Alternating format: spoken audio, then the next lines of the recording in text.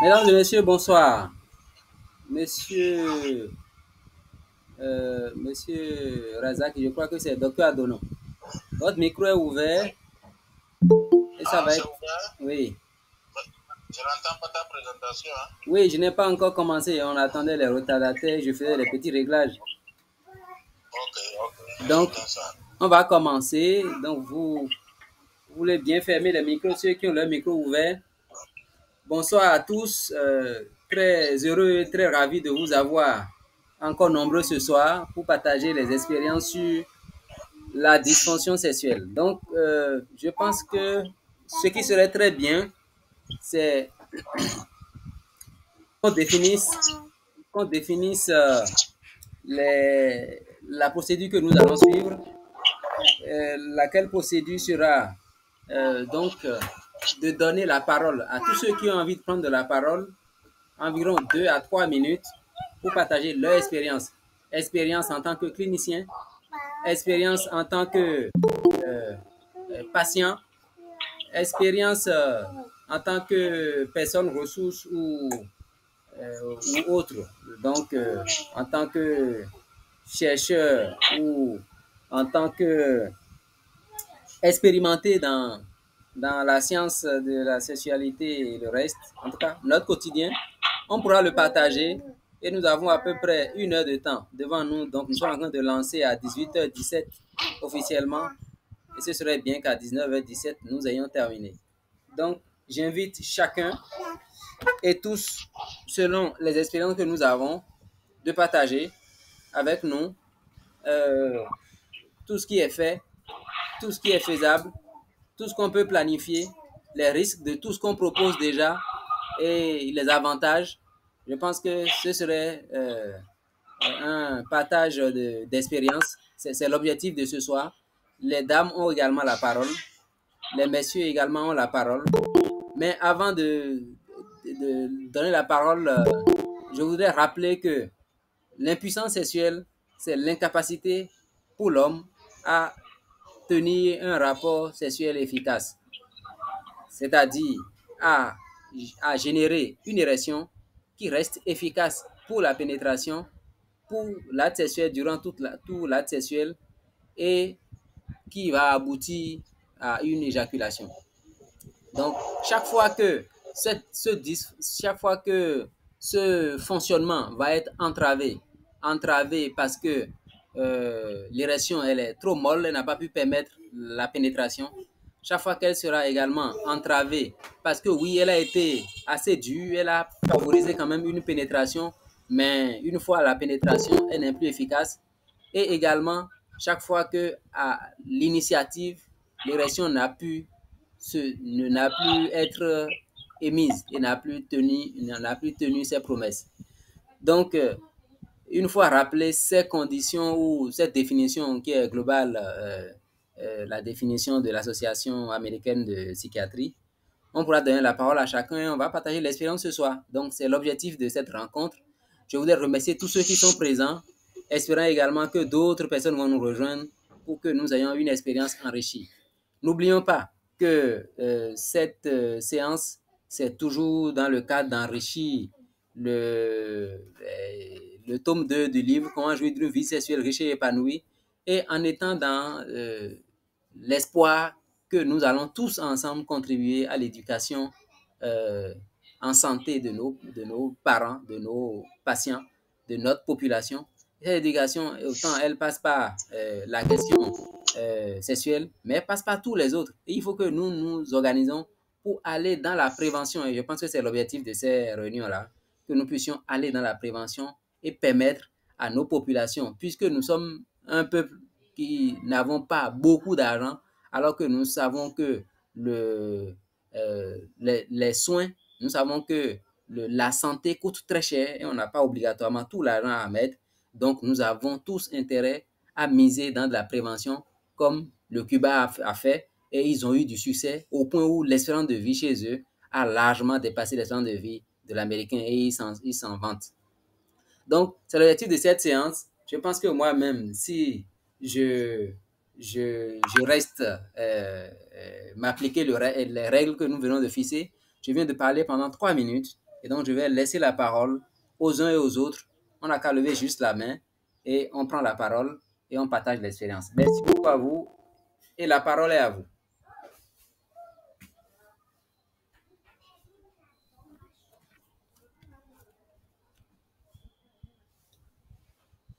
Donc, si quelqu'un a envie de dire un mot, il lève la main et il ouvre son micro.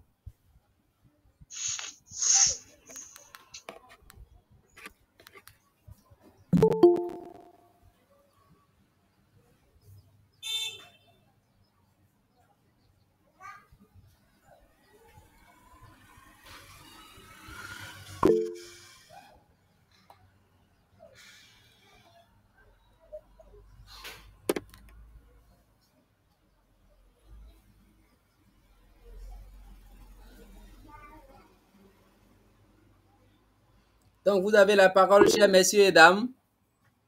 D'accord, je vois monsieur Alban Edouard. Pareil. Tu as la parole, docteur.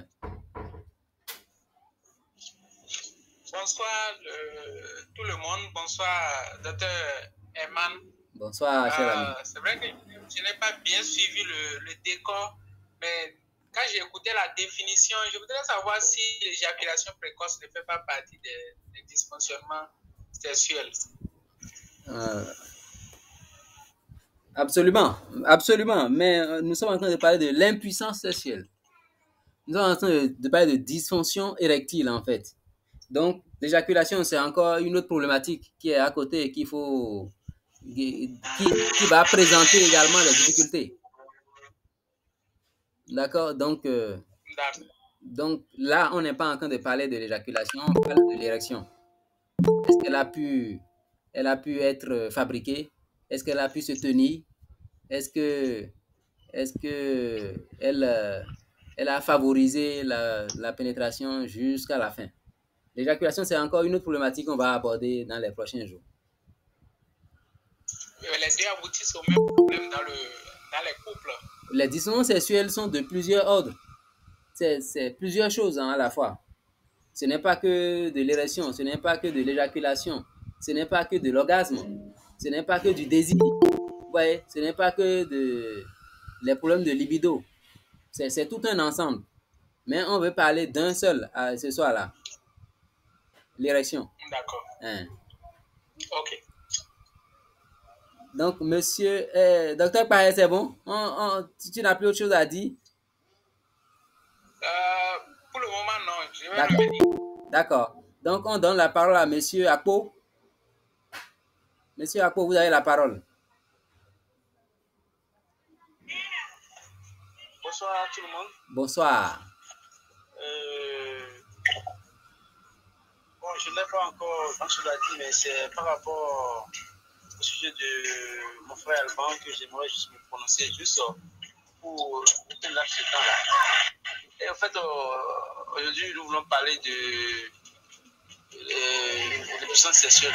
Oui, mais vous savez, si vous pouvez nous accorder à M. Alban peut-être sur ce sujet, ne serait-ce que peut-être 1 minute ou 2 minutes, pour essayer quelque chose sur ça. Parce qu'aujourd'hui, la jeunesse, et moi je comprends que la plus grande préoccupation des jeunes aujourd'hui, c'est jusqu'à un certain âge, c'est ça qui préoccupe beaucoup les hommes. Comment maintenir un peu le cadre, comment durer un peu beaucoup de l'acte pour pouvoir satisfaire sa campagne, vous voyez. Oui. Sinon, les puissances sexuelles, selon moi, c'est que bon, on n'est pas, vous voyez, on a l'expérience dans ce qu'on vit réellement. Oui. Vous voyez, moi, je ne pourrais même pas me prononcer par rapport à ça parce que je n'ai pas vécu une situation pareille, je ne peux pas actuellement un truc comme ça, donc peut-être je suis pour un peu d'expérience. Mais surtout, je me dis que si on n'a pas ces soucis-là d'éjaculation précoce, tout le monde a la curiosité de savoir plus, parce que l'homme veut toujours faire mieux. Ouais, donc c'est un peu ça. D'accord. D'accord. Merci, monsieur Ako. Je pense que c'est normal, c'est compréhensible, cette demande. Oui, le problème de l'éjaculation précoce, ça touche tout le monde. Ça touche celui qui initie, en fait, celui qui a commencé pour la première fois l'acte sexuel, ça le touche autant que la personne très âgée.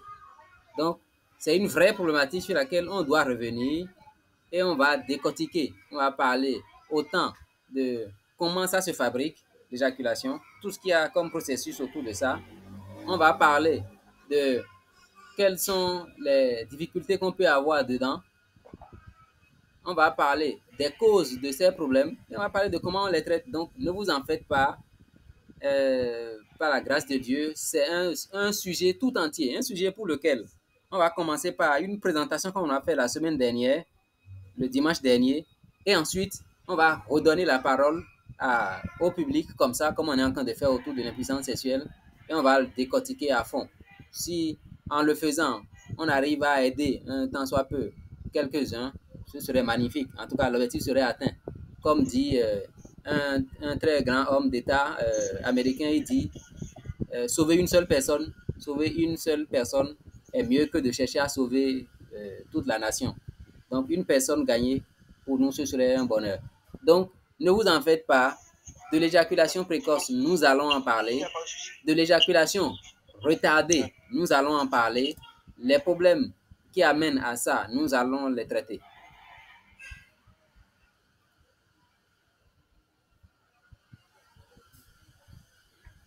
Madame Ève-Marie Houssou, je vous donne la parole. Vous avez la parole, Madame Houssou.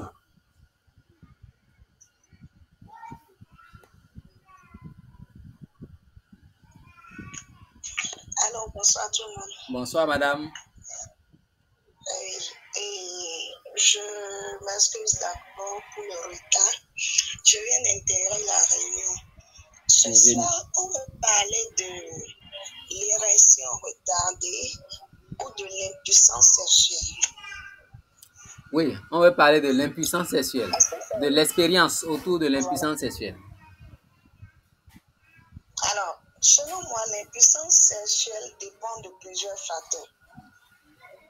Ça dépend de plusieurs facteurs. Aujourd'hui, le problème de la jeunesse, c'est comment faire pour durer chez une femme, ce qui les amène vers plusieurs produits dopants. L'impuissance sexuelle ne dépend pas tout le temps ou bien ne serait pas tout le temps par produit selon moi. Nous avons aussi le mental qui nous amène qui amène les hommes, je ne fais pas partie, je suis une femme, qui amène les hommes à l'impuissance sexuelle. Il y a le mental aussi. Oui. Quand ça ne va pas dans la tête, c'est que ça ne va pas en bas. Absolument. Ça ne va pas. Donc, il y a ce facteur aussi qui conditionne l'impuissance sexuelle. Autre chose, nous avons les médicaments que nous prenons aujourd'hui. Nous avons notre alimentation. Selon moi, oui. Ce n'est pas mon domaine, mais j'essaie de brosser ça un peu. Vous en sortez très bien. Nous avons notre alimentation aujourd'hui qui a trop d'impact sur la sexualité. Ce qu'on ignore parfois. Il y a l'alcool, il y a tout ce que nous prenons aujourd'hui qui nous amène vers l'impuissance sexuelle. Donc ça, je prends d'abord le décor par là et peut-être en mangeant l'appétit viendra, comme on le dit.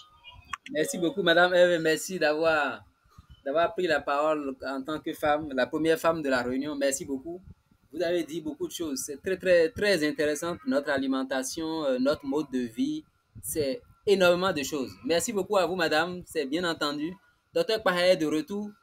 Tu peux reprendre la parole, cher ami. Merci, Dr. Eman. En tant que médecin, mon vécu vis-à-vis de l'impuissance sexuelle, c'est le fait que, un peu comme vient de dire Madame Ève-Marie, quand les gens viennent en consultation et posent le problème de l'impuissance sexuelle, le fait de ne pouvoir cerner tous les aspects, parce qu'ils n'arrivent pas à avouer avoir pris par le passé des produits dopants pour une meilleure efficacité et qu'aujourd'hui, ils se retrouvent avec des difficultés d'érection.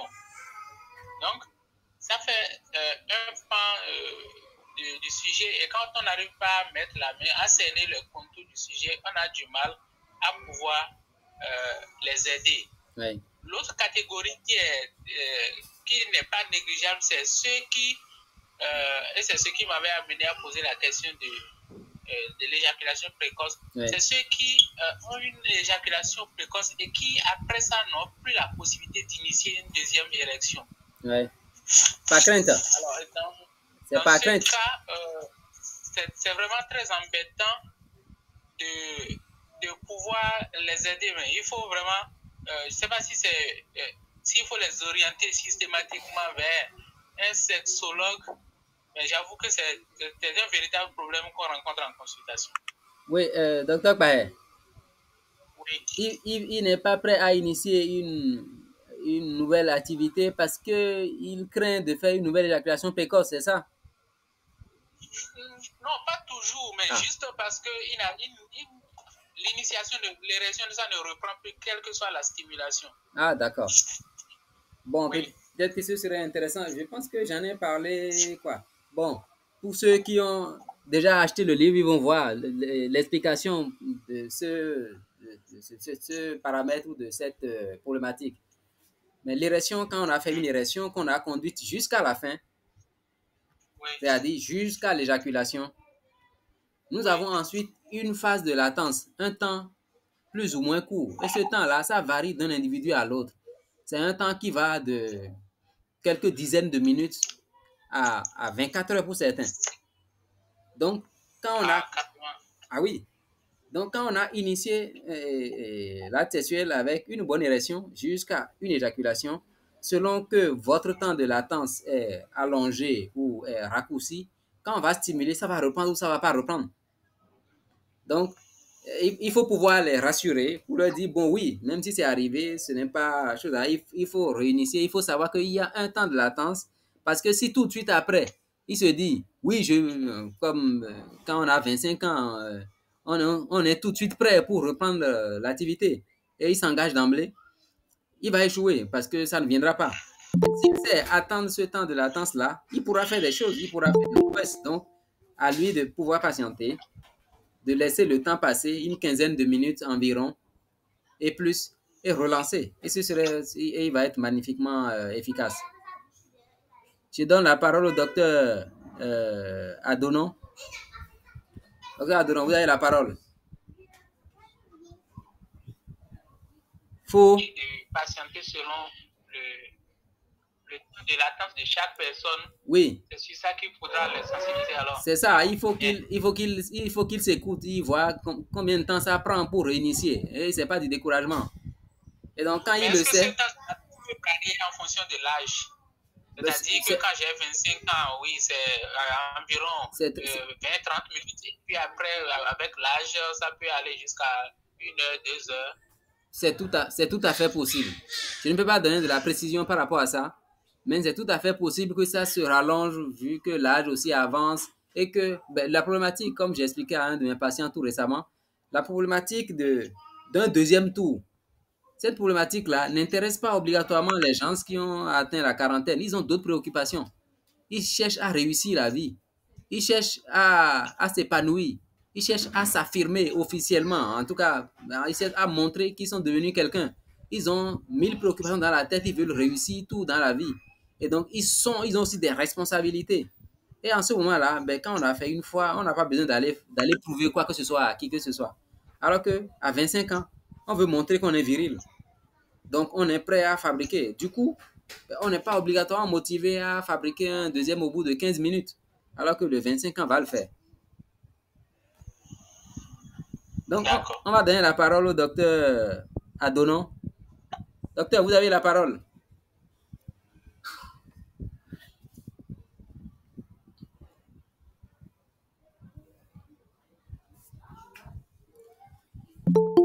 Docteur, ouvrez votre micro. On ne vous entend pas encore. Ah, ok, c'est bon maintenant. C'est bon maintenant. Bonsoir, docteur Herman. Bonsoir à tout le monde. Bonsoir, Faux. C'est avec intérêt que j'ai suivi un peu les échanges. Je voulais compléter la sœur qui a intervenu tout à l'heure. Oui. il y a un phénomène aujourd'hui dans nos villages et même bon, un peu en ville ici, quoi qui m'inquiète. Et quand on était au village, nous autres, il y avait des plantes sur lesquelles on nous interdisait d'uriner. Oui. Car si on urine, on devient impuissant à vie. Le phénomène s'est étendu aujourd'hui où, par mauvaise foi, il y a des individus qui mettent même de l'alcool sur les tisanes de ce genre. Sur les mêmes plantes là. Qui malheureusement après deviennent impuissants et ils n'ont même pas foi de le chanter partout où ils veulent. Il y a des cas, ça c'est des vécus qui existent actuellement. Et moi, médicalement, bon, je n'arrive pas à expliquer. Vous voyez, c'est des gens ça qui, on a expliqué pas mal de choses, on les a soumis à des traitements même phytothérapeutiques, mais qui malheureusement n'ont plus répondu. Et ça, c'est quelque chose qui semble dépasser le volet médical auquel nous sommes habitués. Je ne sais pas si les sexologues qui sont aussi en ligne ici ont pu trouver quelques solutions, ou même des sociologues. Je ne sais pas s'il y a des sociologues en ligne qui ont pu trouver des solutions à ce phénomène qui s'accroît dans nos villages. Voilà un peu ma contribution à la chose. Et vous dire aussi que lorsque vous essayez les médicaments tels qu'on nous a enseignés et que ça ne marche pas, n'oubliez jamais de contacter les sages. Et aujourd'hui, moi-même, je me vertue beaucoup plus dans ce domaine. D'accord. Je ne dis pas que je suis un guérisseur, non, ce n'est pas ça. Mais j'essaie de confédérer quelques chercheurs dans ce sens et qui, quand même, depuis un certain temps, ont commencé par donner satisfaction à quelques patients. Mais ce qui me préoccupe, c'est le premier là, où jusqu'à l'heure où nous sommes, sincèrement, on n'a pas eu de solution. Je ne sais pas si je me fais comprendre. Hein. Oui, docteur, si j'ai très bien compris, c'est que les plantes que nous connaissions au village, là, sur lesquelles on disait il ne faut même pas faire pipi ou il ne faut pas enjamber, ça engendre des problèmes sexuels.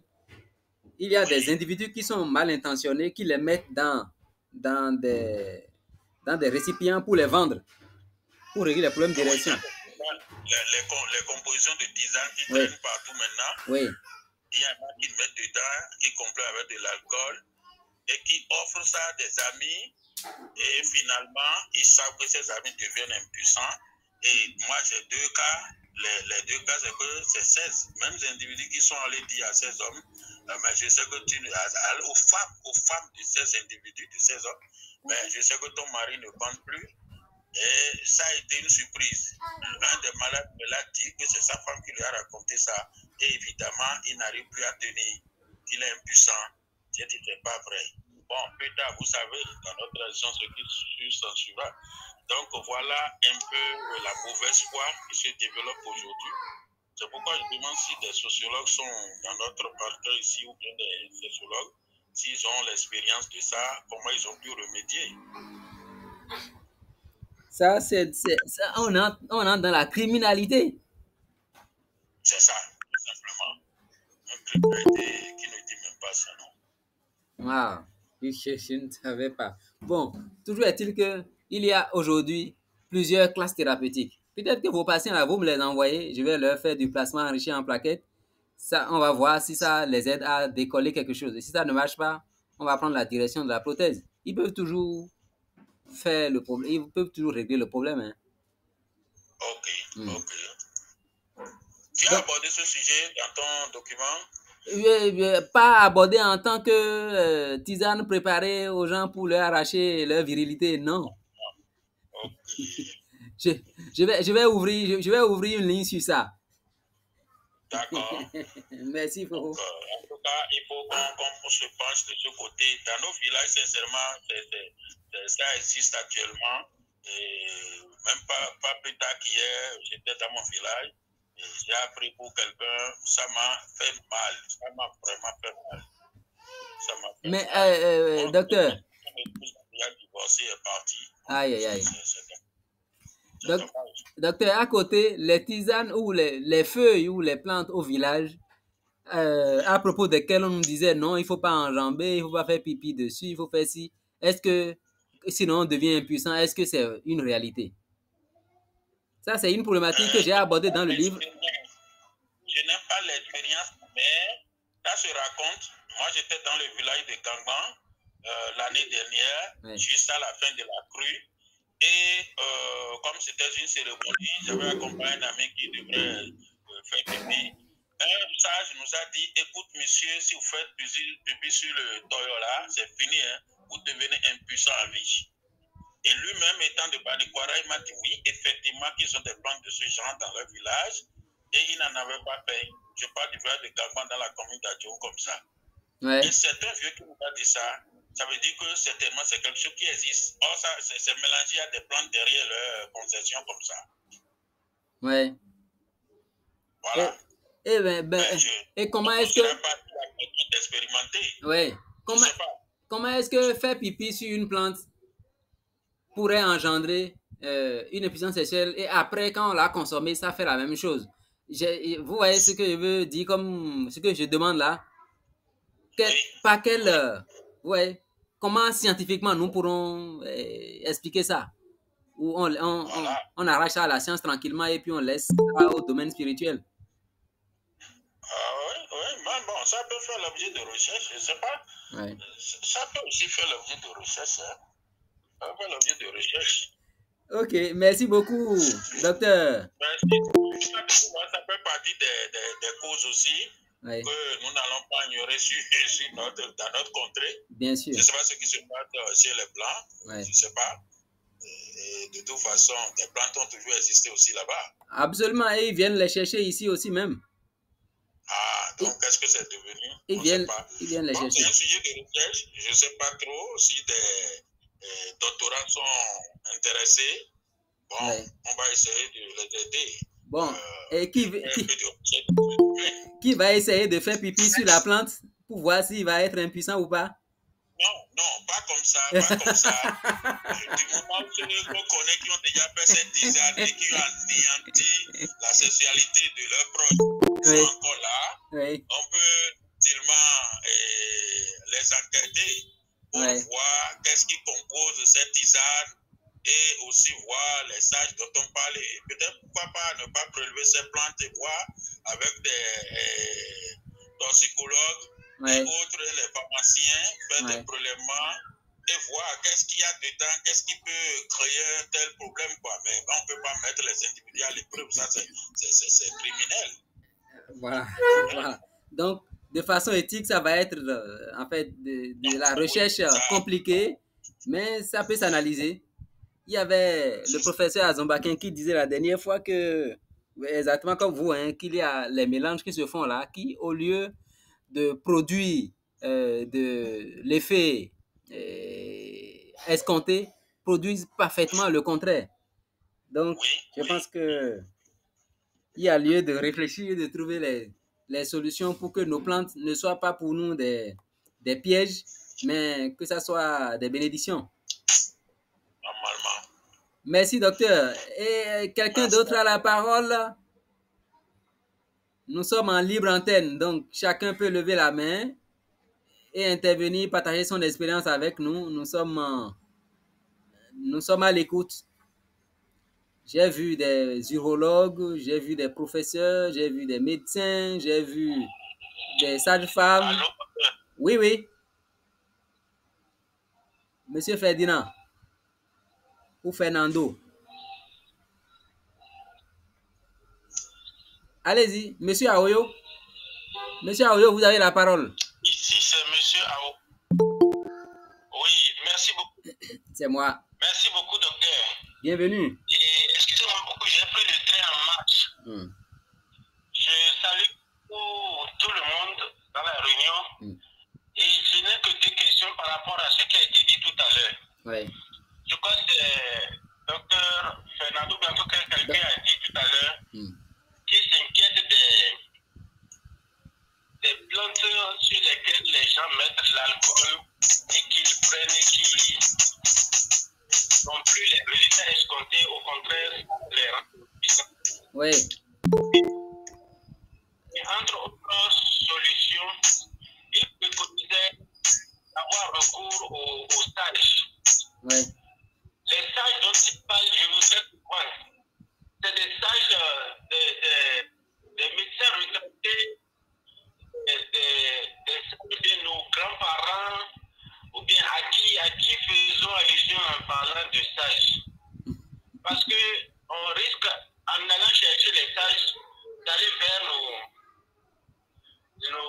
nos frères des villages aussi, Oui. qui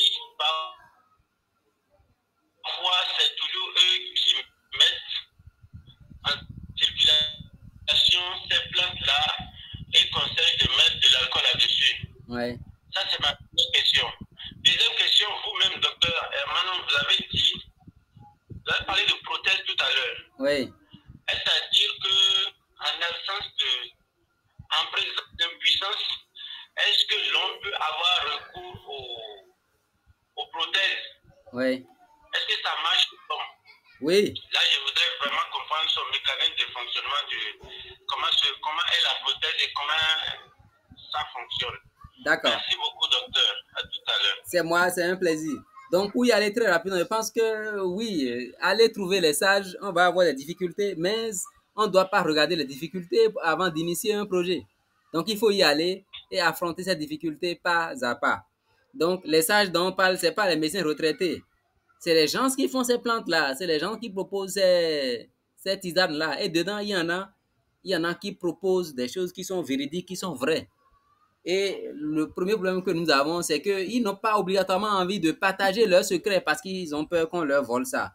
Mais au même moment, le ministère actuellement est en train de développer en fait, suffisamment de cette collaboration entre médecine traditionnelle et médecine moderne avec toute une entité décentralisée que j'ai vue, c'est à droite, à gauche. Je pense que c'est déjà un départ pour produire des résultats. Donc, les sages se trouveront. Après ça, par rapport à la prothèse, oui, vous savez, les traitements, nous médecins, on a des paliers de traitement. Donc, la dernière fois, quand je présentais ce sujet, j'avais montré que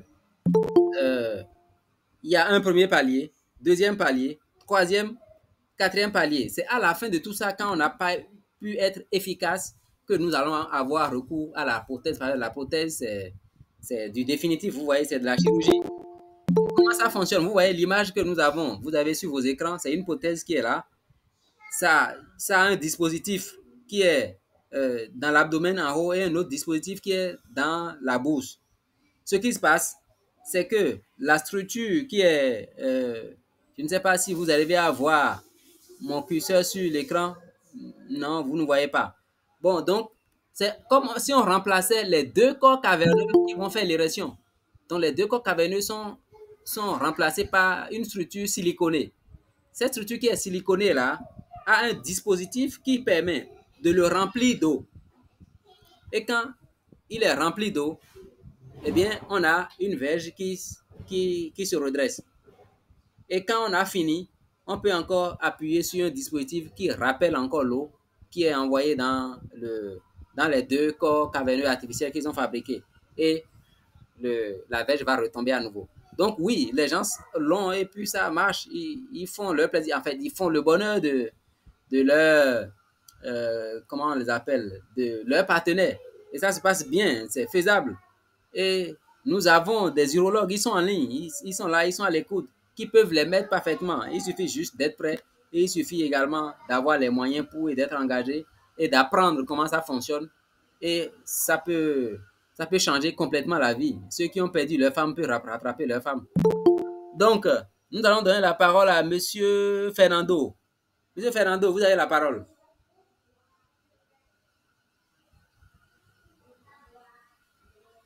Monsieur Fernando, votre micro n'est pas ouvert. Vous voulez bien l'ouvrir et prendre la parole, s'il vous plaît. Fernando Diaz. Ça y est. Oui. Oui. On vous reçoit. Oui. Très passionnante cette émission, enfin cette rencontre. Merci. Nous avons entendu beaucoup de gens, beaucoup de propos. Par contre, on a parlé de quelque chose la dernière fois qui s'appelait la pharmacopée. Oui. La pharmacopée, c'est quelque chose qui a aussi qui apporte nombre de solutions à ce que nous discutons aujourd'hui. Oui. J'ai croisé sur Internet un nommé Rémi Loco qui disait la pharmacopée Hosanna est toujours disponible pour vous, pour tous vos projets de santé comme l'hépatite B, VIH, SIDA. Et pour plus d'informations, veuillez contacter ce numéro WhatsApp. C'est un numéro WhatsApp qui s'intitule 234 902 51 811 58. Ou alors il demande de cliquer sur le lien https://me//SPVX-SPVXKNIQE1 pour avoir de plus amples renseignements. Je ne sais pas si ça peut intéresser ou si ça peut être un plus à la réunion d'aujourd'hui. Oui. Sinon, je peux envoyer directement au docteur pour le diffuser aux autres membres qui sont présents ici. Voilà. Merci.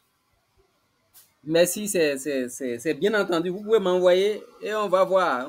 Parce que l'autre chose aussi, c'est que derrière, s'il n'y a pas une étude, une analyse sur chacun des produits, nous, on a peur. Et nous, médecins, on a peur. On n'est pas des pharmacologues. On n'est pas, en fait, scientifiques. On est des scientifiques, mais pas dans ce domaine-là pour analyser la qualité, les dangers, les tout autour de chaque proposition. Donc, oui, on les recevra et on les prendra en étant obligatoirement prudent. J'ai un néphrologue qui dit, oui, il dit la plupart du temps, on pense que c'est la pharmacopée qui a engendré la maladie rénale qui a conduit aux dialyses, mais que la plupart du temps, ça n'a rien à voir. Donc, on doit regarder, mais toujours en restant prudent. Donc, envoyez-moi. On ira voir, on va visiter, voir les contenus. D'accord, il n'y a pas de souci. Merci. Merci. Je vais donner la parole à Monsieur Innocent Agassounon. Vous avez la parole. Innocent, ouvrez votre micro. Oui, bonsoir. Bonsoir. Bonsoir tous les membres de la réunion. Bonsoir, frère docteur Man. Bienvenue. Oui. Bon, c'est une question même. Avant cela, je voudrais d'abord parler par rapport aux plantes sur lesquelles on ne doit pas uriner. Je voudrais aussi préciser que ça existe. Il y a un vieux dans mon village qui nous a montré des plantes. Et si peut-être qu'il y a des gens qui veulent connaître ces plantes-là, on peut les amener vers lui en prenant un rendez-vous avec lui là. Oui. Il peut nous aider à voir ça aussi. D'accord. Donc, il a confirmé que ceux-là existent aussi effectivement quoi. D'accord. Ce serait intéressant. Je pense que on va y aller, on va avoir ces plantes et on va exposer des rats de laboratoire à ça pour voir est-ce qu'ils deviennent impuissants. Ça peut être une bonne idée. Ok. Donc, ma préoccupation aussi, c'est... Il semble que, bon, je n'ai pas suivi le début, mais j'ai suivi une bonne partie. Oui. Et il y a des solutions pour traiter les cas d'impuissance, c'est ça? Il y a des paliers de solutions. Ok. Maintenant, en tout cas, je ne sais pas si les réponses seront données ici. Maintenant, en dehors de ça, comment évolue la sexualité de façon générale chez l'homme, chez la femme? D'accord. Bon. Par rapport à l'âge. Oui.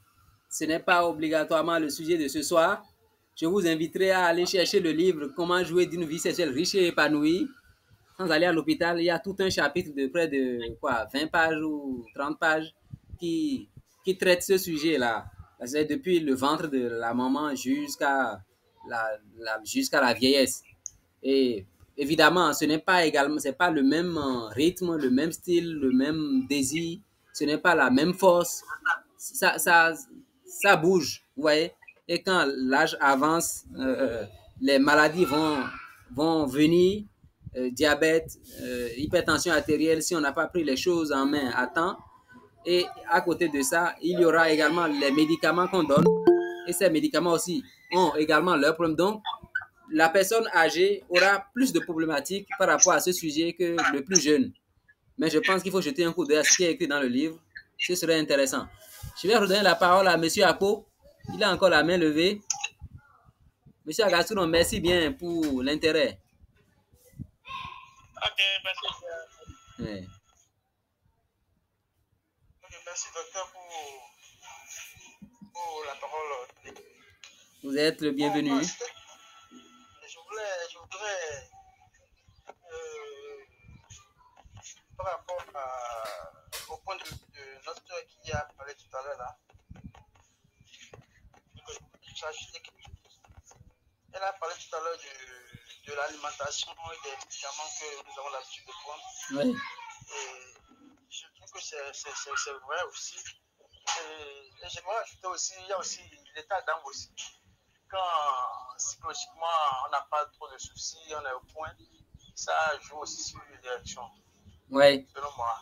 Absolument. Il y a des moments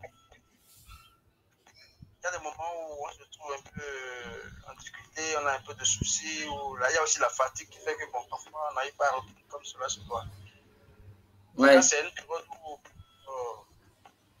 financièrement ça va, on n'a pas de soucis, et puis on se sent relax, on n'est pas aussi fatigué. C'est-à-dire, c'est un moment de repos. Je pense que ça contribue beaucoup aussi. Oui.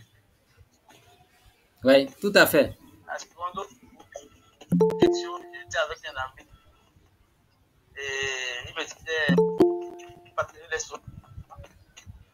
Il y a un comprimé qui se vend à la pharmacie qu'on appelle très bon.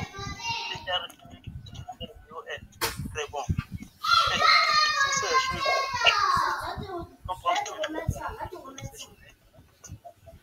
Allô? Allô? Oui, vos derniers mots, on n'a pas entendu. On a juste entendu très bon. Je vais faire la facture à ceux qui font du très bon pour qu'ils passent par le service commercial. Il y a un comprimé qui aide beaucoup l'homme, qu'on appelle très bon. Ouais. Il partageait une expérience avec. Et il me disait, un monsieur qui lui a parlé de cela, c'est un comprimé qui se vend à la pharmacie, qu'on appelle très bon. C'est appelé, c'est écrit TRE. C'est bon, c'est comme ça s'entend. Pardon? C'est comme ça s'entend. Merci beaucoup, on a entendu. On a entendu. Voilà. Donc, je disais que moi, je ne suis pas dans ça parce que je suis en train de que c'est des trucs qu'on prend pour se doper. Je faisais comprendre que non, que c'est juste que ça aide les muscles, les nerfs. Ça dit ça te permet d'enlever la fatigue, d'être plus à l'aise. Et que lorsqu'il prend vraiment, il arrive à vraiment bien reprendre. Ouais. Il reprend très bien. Et bon, il essaie de me convaincre quand même. Et quand il ne prend pas, qu'est-ce qui se passe? Quand il ne prend pas, qu'est-ce qui se passe pour lui? Voilà, exactement. Moi, je lui ai dit, mais là, s'il a l'habitude de prendre le jus, il ne pourra pas reprendre.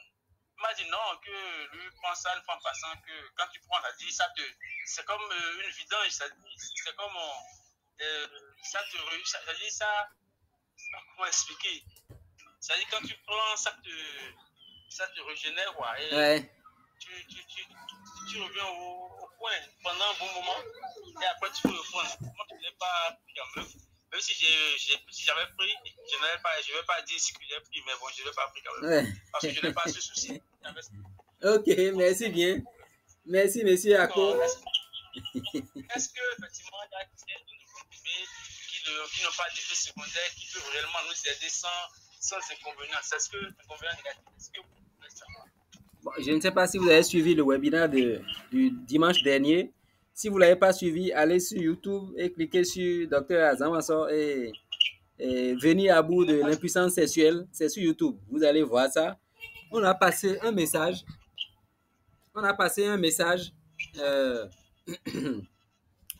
Qui est quand même assez clair. Le message dit, si vous avez une dysfonction sexuelle, aujourd'hui, il faut savoir que cela présage dans 10 ans d'une maladie cardiovasculaire grave, potentiellement. Donc, quand le problème est là, il faut qu'on vous voie, il faut qu'on fasse le point pour s'assurer ou pour vous sortir éventuellement ou détecter cette maladie et vous sortir de cette maladie.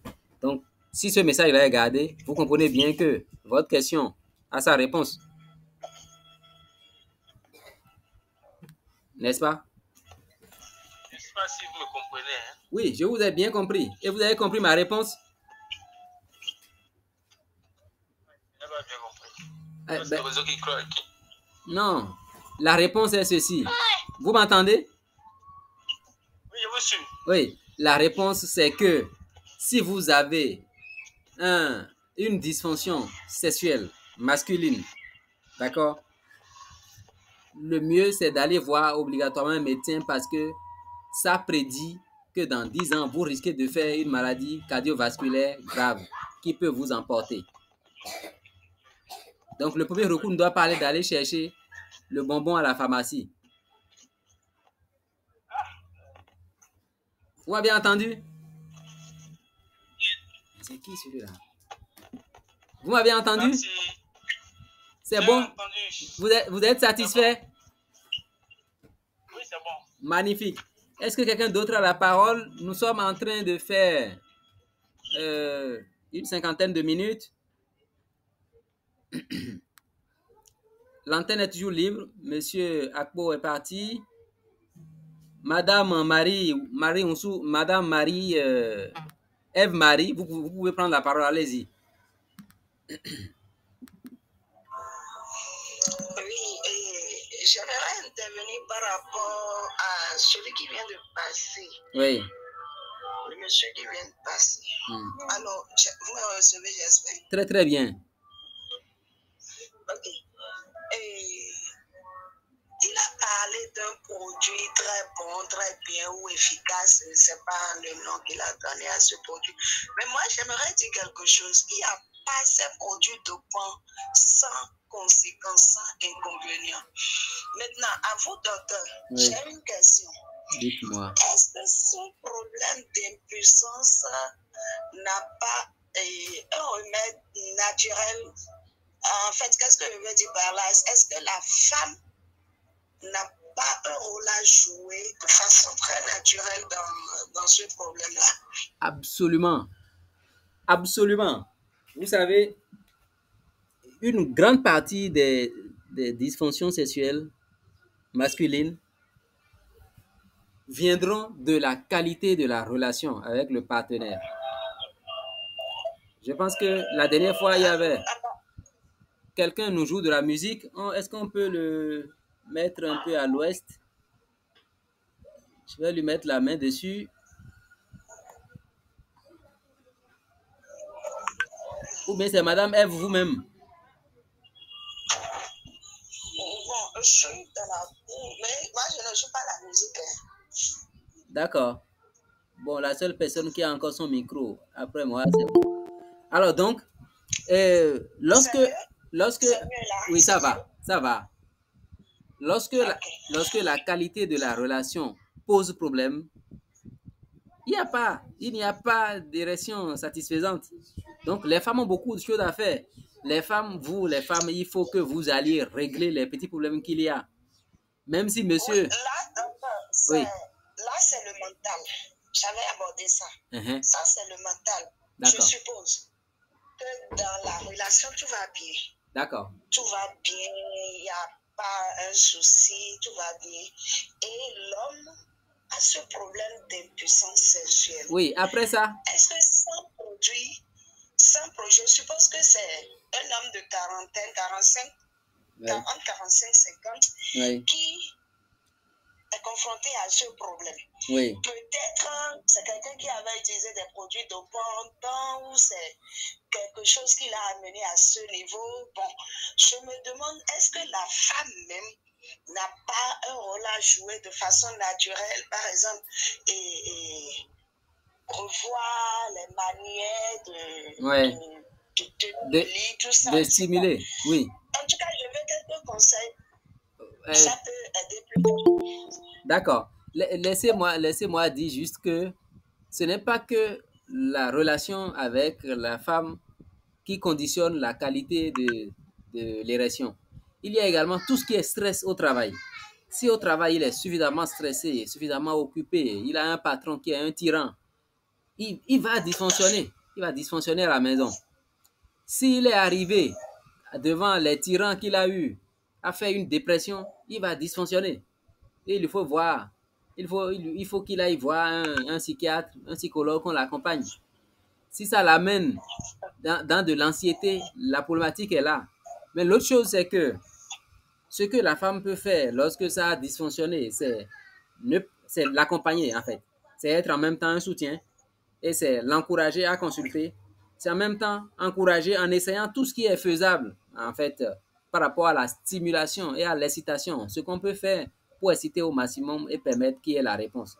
Et si malgré tout ce qui est fait, malgré les paramètres qu'on a analysés et tout, on n'a rien trouvé, là il faut faire recours à un professionnel qui va déblayer le terrain et mettre la main sur ce qui fonctionne pas et mettre un traitement.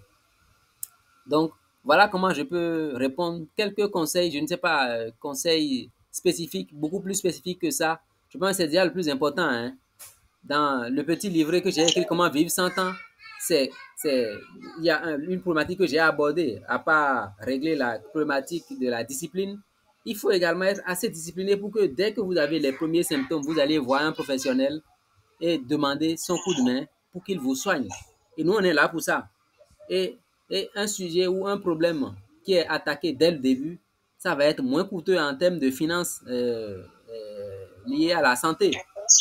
Alors que si on tarde, on va se retrouver avec plus de difficultés, plus de choses. Par exemple, celui qui a fait sa première dysfonction érectile aujourd'hui, qui a continué à prendre cette tisane ici à droite, à gauche, et que dans probablement les 10 ans, il fasse une maladie cardiovasculaire grave, ouais, lui, le coût de la santé pour lui va être extraordinaire parce que, bon, s'il reste en vie, ouais, donc il faut qu'on prenne les problèmes vite, qu'on les gère assez tôt et qu'on propose les meilleures réponses. Donc, le conseil, c'est que les femmes soutiennent et qui disent, bon, là, maintenant, il faut qu'on aille à l'hôpital, même s'il dit, non, ça va, non, monsieur, on va à l'hôpital, on va voir un professionnel, il va analyser pour nous dire qu'est-ce qui va pas ou qu'est-ce qui va, qu'est-ce qu'on doit faire. On va trouver les solutions ensemble. Et les conseils peuvent être toutes les stratégies toute la sessothérapie aussi peut aider hein, pour régler les petites choses. Comment stimuler, comment changer de choses là. Vous connaissez les femmes, vous connaissez toutes les choses dont je veux parler là. Comment se rendre belle, désirable et tout le reste. Ouais. Donc, tout ça peut être également des moyens utilisés, mais toujours est-il que quand on a essayé et que ça n'a pas marché, on demande des coups de main de professionnels, on va trouver ensemble des solutions. Et les solutions, on peut commencer par un palier qui n'a pas marché, on passera à un deuxième, un troisième, un quatrième palier. Et on trouvera des solutions ensemble. Merci beaucoup, madame. Très, très honoré par vos interventions. Il y a d'autres dames, on va leur donner la parole. Les dames, allez-y. Prenez la parole et partagez votre expérience. Les messieurs, nous avons encore combien de minutes? Une dizaine de minutes encore avant de finir. Je tiens quand même encore à dire merci à tous les participants. Merci pour les expériences partagées. Nous voulons encore d'autres expériences. Cher docteur, vous avez la parole. Chers patients, je vous vois nombreux. Nous sommes à vous.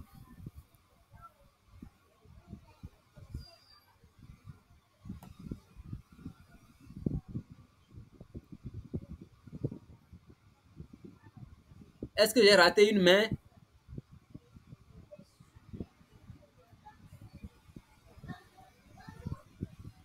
Si j'ai raté une main, la personne n'a qu'à mettre son micro et commencer à parler.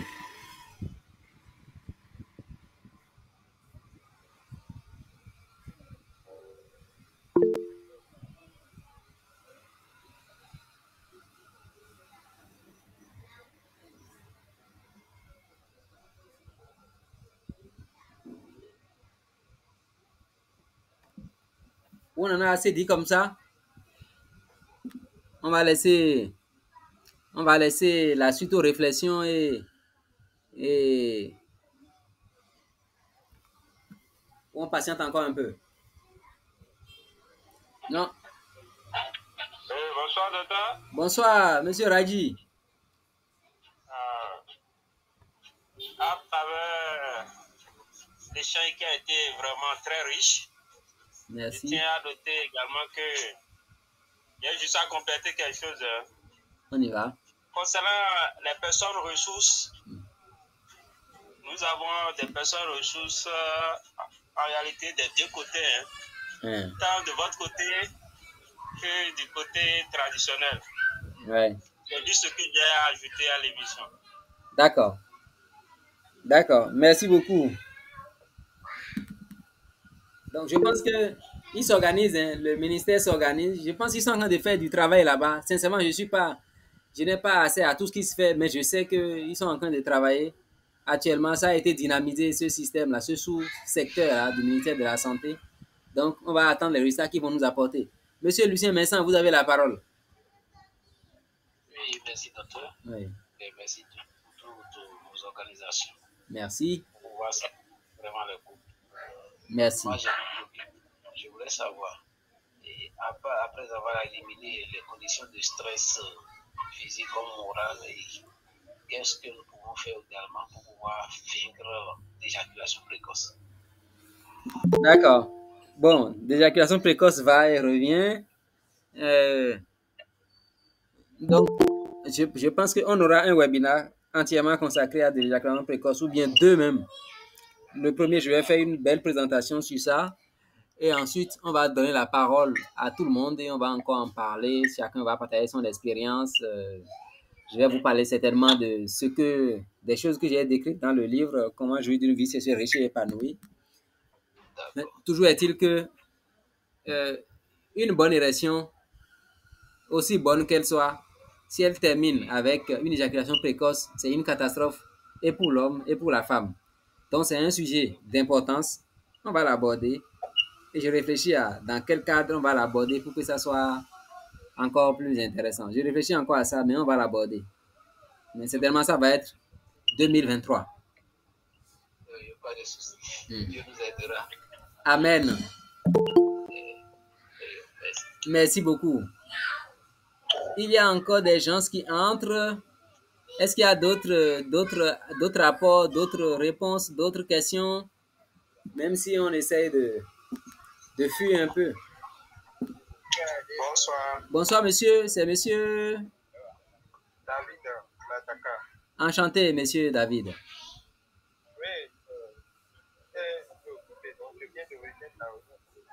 Enchanté. Je voulais demander si c'est possible qu'on voit le résumé, l'enregistré de l'émission. Bien sûr, bien sûr. Je vais mettre ça sur YouTube, on va regarder là-bas. Ok. Merci. Tout ce qu'on dit là, ça va se voir. Merci beaucoup à vous. Et très, très, très bonne soirée. Les sages femmes, les infirmières, les médecins, dites-nous quelques mots. Vous avez beaucoup d'expérience, je sais. Partagez un peu avec nous. Nous avons encore 5 minutes.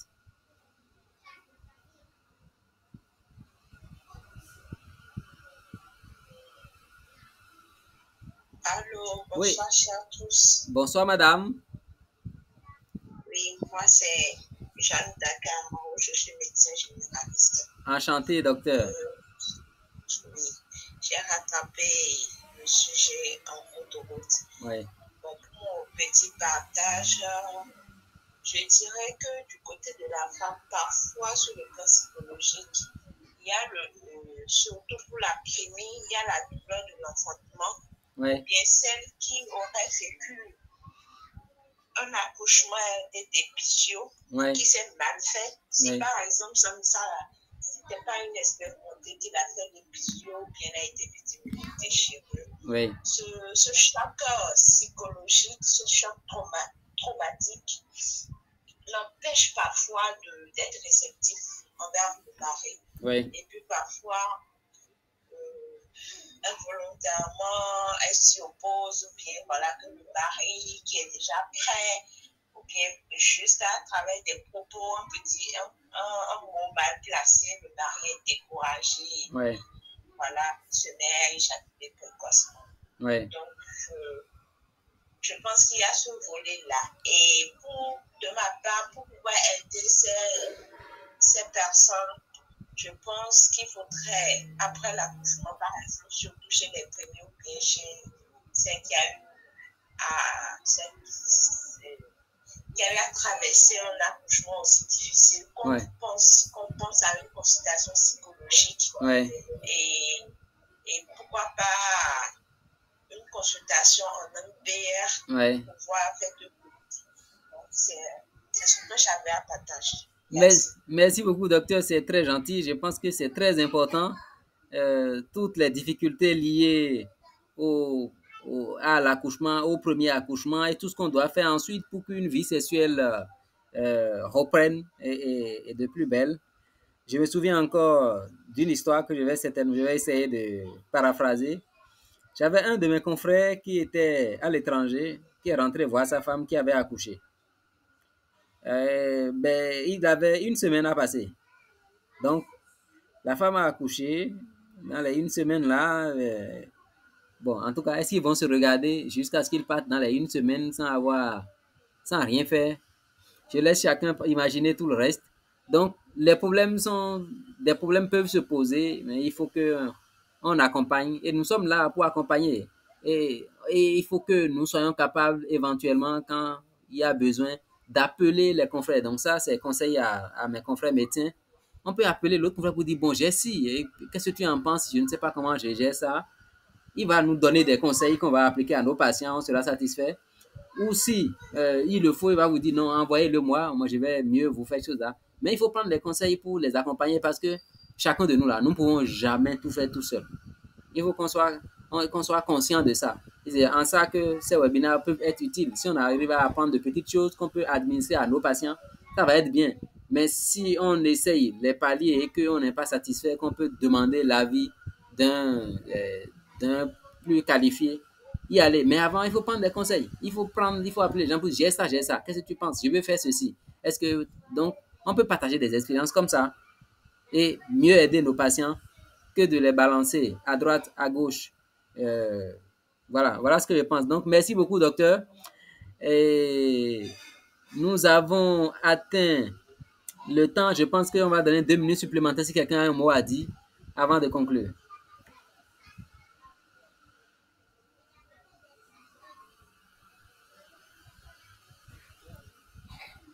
Dans 2 minutes, c'est terminé. Quelqu'un a un mot à nous dire? La personne peut prendre la parole.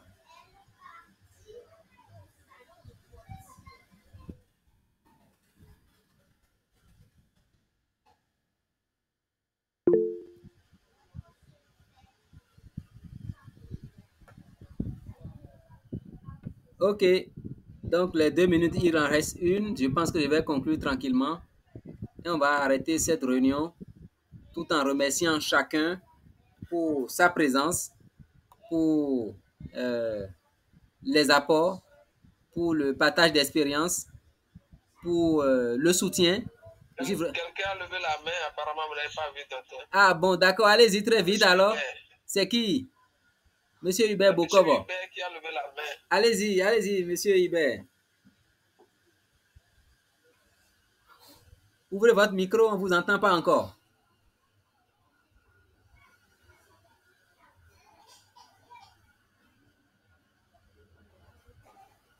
Monsieur Hubert, vous pouvez ouvrir votre micro, comme ça on va vous entendre.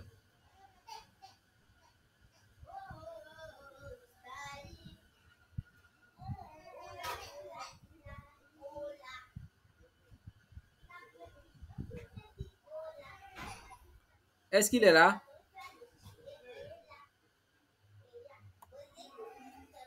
Apparemment, non, il n'y est pas. Donc, allez-y, docteur. Donc, c'est tellement que c'était une erreur de sa part.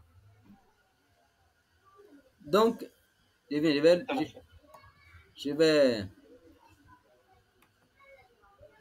Non, il n'est pas là. Il est parfaitement... Bon, ok. J'ai rien pu faire. Donc, je tiens à remercier chacun. Merci pour vos contributions. Merci pour cette réunion. On l'a tenue, ça y est, c'est bon. On a réussi. Je voudrais remercier particulièrement tous les médecins qui ont été connectés et qui nous ont assistés, qui nous ont partagé leur expérience, qui nous ont juste soutenus en étant là. Et tous nos patients, tous nos amis, nos collaborateurs, sages-femmes, infirmières, aides-soignants, kinésithérapeutes et tous, merci. Je vous dis merci seulement et j'espère que nous allons continuer à partager cette expérience-là tout doucement. La prochaine fois, je pense que le prochain sujet, ça va être sans mettre de la pression en janvier, ça va être normalement en janvier. Et nous irons certainement sur les dyspareunies. Certainement, ça va être ça. Et ensuite, on va essayer de donner également la parole sur la sécheresse vaginale. Donc, peut-être dimanche prochain, on donnera la parole comme ça, libre antenne, sur la sécheresse vaginale. Et on va partager les expériences. Et le prochain sujet officiellement traité va être dans le mois de janvier prochain. Ainsi dit, merci, docteur Marie-Reine Adamlin. Je vous ai vu. Merci à vous. Qui j'ai vu encore? Est-ce que Docteur Grace Mpo, je t'ai vu aussi. Merci à toi. Docteur Pahe, merci. Dame Dossou Dorette, merci pour ta présence. Madame Chimène Ongla, je vous ai vu. Madame Tobide Célestine Azamanso, merci pour votre présence. Mon grand frère Célestin Azamanso, monsieur l'inspecteur, merci pour votre présence, vous êtes resté longtemps. Madame Olympio, je vous ai vu, je vous ai attrapé. Bienvenue et merci pour l'intérêt. Monsieur Auguste Medejo, je vous enverrai la liste entière de tous ceux qui ont participé. Monsieur Aboudlaï, mon ami, merci d'être là. Donc, vous aurez la liste. Je vous remercie pour cette participation et vous souhaite un bon début de semaine, une très bonne soirée et à très vite. Dimanche prochain, par la grâce de Dieu, nous allons attaquer sur le partage d'expérience sur la sécheresse vaginale parce qu'on l'a abordé depuis plus d'un mois. On va faire comme on a fait aujourd'hui. Je pense que ce serait une bonne idée. Et je voudrais rappeler que le webinaire d'aujourd'hui a été une proposition de M. Aboudlaï. C'est M. Diaouga. Merci à vous, M. Diaouga. Je pense que les gens ont été intéressés et ça a été un succès. Merci à vous pour l'idée. Nous sommes également ouverts à toute idée, à toutes les propositions et nous irons tout doucement pour atteindre l'objectif. L'objectif étant d'informer nos populations. L'objectif étant d'aller dans la prévention de santé, histoire de minimiser les coûts de santé. Merci à vous et très bonne soirée. Au revoir.